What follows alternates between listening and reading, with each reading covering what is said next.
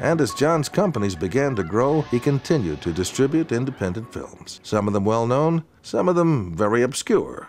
And many of them just plain bad. Lives are shattered. The nation is in chaos. Death and destruction sweeps the country.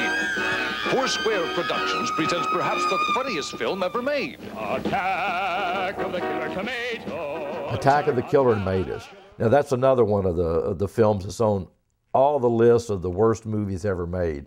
You'll just about always see Attack of the Killer Tomatoes. But what's memorable to me about Attack of the Killer Tomatoes, it isn't about the film itself, because I never even looked at the whole thing. I watched part of it. It was just so bad. I just didn't want to watch all of it, because sometimes when you're an independent distributor and you're selling these films, you don't want to watch the entire film because it'll destroy your incentive to sell it. You know, when you know it's so bad, you know, you just can't in all conscience say, yeah, I saw it and it's okay. You know, I mean, it's just so. So I would try not to look at the entirety of certain films if I knew they were going to be bad.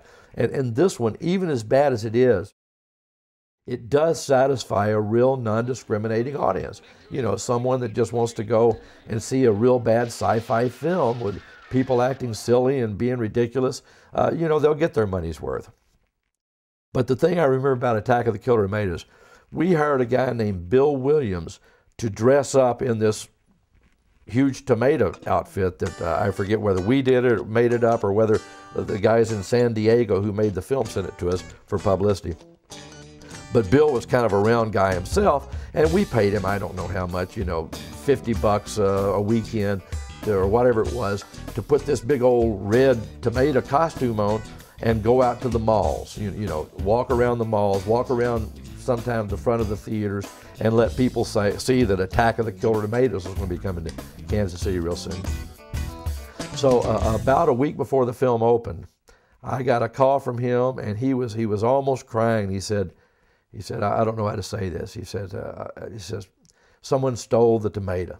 Someone stole it. So he came down to the office and told us the sad story. He had left it in his car overnight, and someone had actually broken into his car and stolen this killer tomato suit. And it was never, I think we, you know, called the paper up and reported and everything to the police, and it was never recovered. So even right now, you know, one of these years, I halfway expect to, you know, hear somewhere that someone has found a huge killer tomato costume here in Kansas City.